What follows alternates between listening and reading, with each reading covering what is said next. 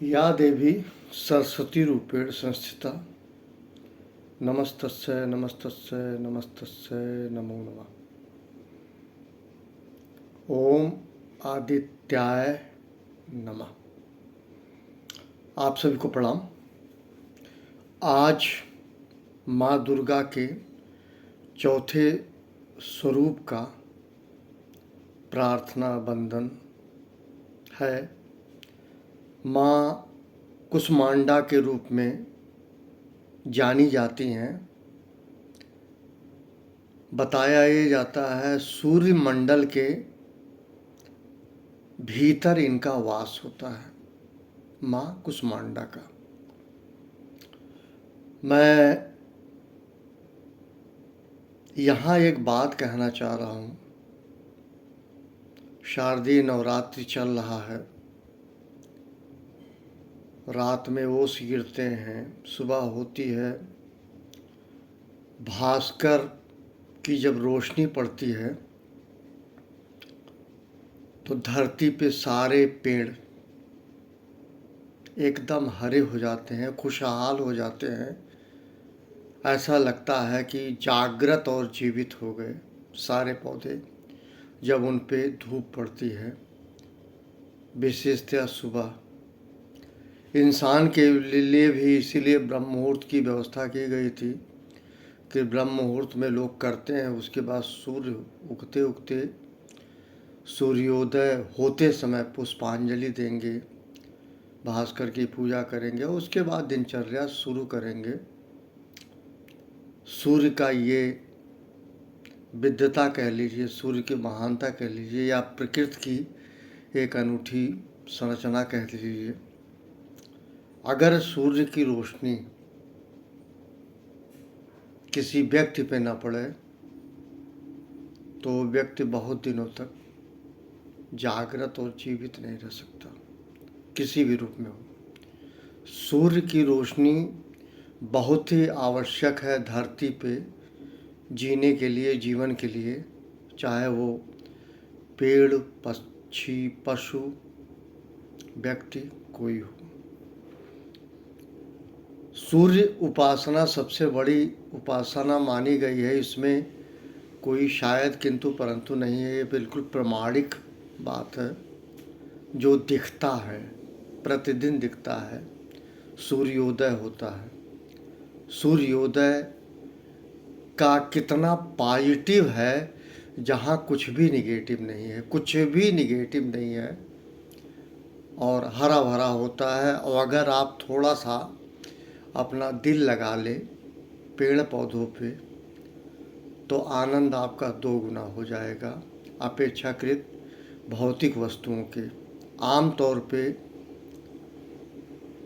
लोगों को हवस हो गई है भौतिक चीज़ों की, बंद कमरे में रहने की, बंद करने में सुविधाओं को उठाने की, लेकिन वो अपने शरीर की शारीरिक और मानसिक व्यवस्था दोनों व्यथित कर देते हैं।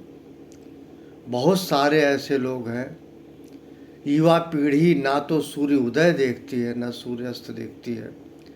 सूर्य उदय हो जाएगा, उनके जो उठने का कार्यक्रम है, जगने का कार्यक्रम है, वो किसी भी कीमत पे सूर्योदय के पूर्व नहीं है।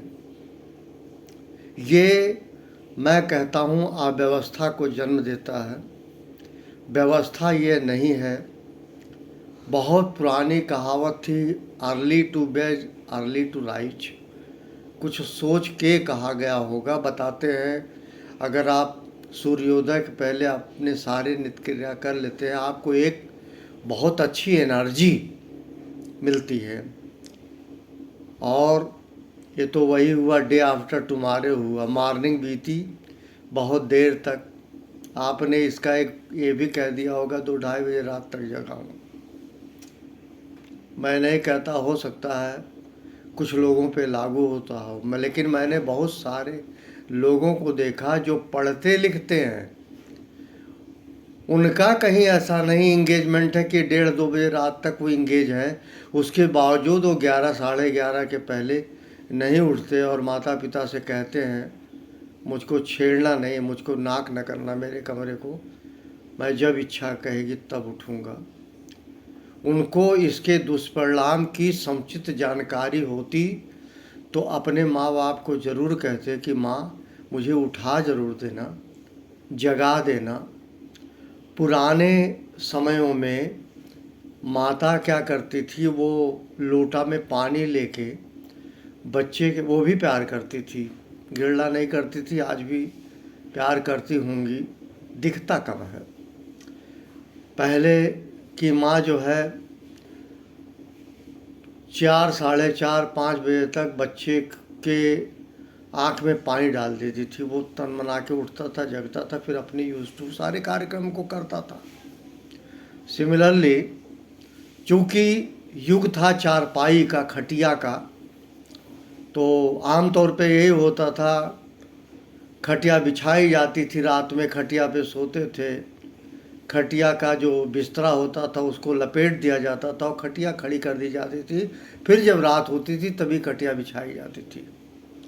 अब इंस्टॉलेशन हो गया है, एक प्रथा हो गई, इंस्टॉल्ड है। वो न उठना न बैठना, वो जिस हाल में है, नॉन लिविंग थिंग्स करा परमानेंट पड़ा है, उसका कोई मूवमेंट नहीं है। व्यक्ति का जो बिस्तर पे सोता उसका तो मूवमेंट है, लेकिन बेड बेचारा अपने किस्मत पे हंस रहा, उसका कोई मूवमेंट नहीं है। वो जहाँ है फिर अब वो आजीवन वहीं रहेगा जब तक वो जीवित रहेगा। नॉन लिविंग थिंग्स के बावजूद थोड़ा लिविंग सोचिए। दूसरे, मैं एक बात और कहूँगा सारे लोगों को, पॉजिटिव एनर्जी जनरेट करने के लिए सबसे पहले धरा को आप प्रणाम करें, जो आपका बर्दाश्त कर रहा है, आपके भार को सह रहा है। कर सकें अवश्य करें, उसके बाद ही अपने कार्यक्रम प्रारंभ करें। पृथ्वी को नमन जरूर करें। पृथ्वी के बाद माँ की बात आती है, माँ को, लेकिन ये प्रथा है नहीं आम तौर पे, क्योंकि जब आप सो के 11, साढ़े 11 बजे उठते हैं तो माँ कहीं और होती है, बहुत कुछ काम कर लेती है। वो आपको कभी माँ सोते हुए नहीं मिलेगी, आपके उठने के पूर्व उठती है, उसका अपना नित्य क्रिया है। उसमें भी सब माँ को मैं नहीं कह सकता, परिस्थिति बदल गई है। जिनके यहाँ नौकरानी है उन्हें उठना ही नहीं है। नई जनरेशन में अगर नौकरानी है तो उन्हें बिल्कुल नहीं उठना है, कुछ नहीं करना, लेटे रहना। जैसे वो बेड बेचारा लेटा हुआ उसी तरह से वो भी लेटी रहेंगे, उन्हें हटना ही नहीं, उठना है। अगर उनको नेचर काल ना आए, नेचर काल को मेरा मतलब है सब लोग समझ सके, लैट्रिन बाथरूम अगर ना जाना हो तो बिस्तर नहीं छोड़ेंगे उसी प्रकार से जिस तरह से वो बेचारा बिस्तर पड़ा हुआ है, कभी नहीं उसे उठना है। तो उस पर सोने वाले भी लोगों को नहीं उठना है। परिस्थिति बदल गई है, उसमें उन्हें पता नहीं सुख का अनुभव होता है। मैं फिर कह रहा हूँ, आज माँ दुर्गा के चौथे स्वरूप कुष्मांडा का वर्णना है, बंधन है। क्योंकि वो सूर्य लोक में, सूर्य मंडल में उनका वास होता है, उसके अंदर वास होता है, इसलिए मैं कहूँगा सब लोग एक आज प्रण लें कि हमें सूर्योदय के पहले उठना है। डर बस नहीं, स्वेच्छा से आप जगेंगे, सारी दुनिया जगेगी, आपका शरीर जगेगा, नहीं तो प्यारे कालांतर में शिथिलता आ जाएगी। डार्विन का फार्मूला आपको सबको याद है। उनका कहना था कि आपके शरीर का किसी भी अंग को अगर आप एज इट इज रख दें और उसमें क्रिया प्रतिक्रिया ना हो, वो पैरालाइज्ड हो जाएगा, बेकार हो जाएगा। केवल इसका डर आपको होना चाहिए। और अगर फुल एनर्जी के साथ जीना है तो सूर्योदय के पहले सदैव उठें, परिस्थिति जो भी आए इसमें आपको सुख मिलेगा। और कहा जाता है प्रसन्नता, खुशी, सुख, ये सब आपके खुद के उपज हैं, ये कहीं से पैदा नहीं होते। ये जहाँ तक मेरी जानकारी है, जहाँ तक मैं समझ पाया हूँ, ये सारी चीज़ आउटसोर्सिंग की नहीं है। अगर आप प्रसन्न रहना चाहते हैं, दूसरे अभाव में भाव पैदा कीजिए। जिसमें आप हैं, जितने में हैं, जिस बजट में है, जिन व्यवस्था में हैं, उसको आप अप्रिसिएट कीजिए। भगवान माँ ईश्वर को धन्यवाद दीजिए। नहीं तो आपसे बुरे हालत में इस संसार में लोग जी रहे हैं। इन्हीं शब्दों के साथ थैंक यू वेरी मच। सबको प्रणाम।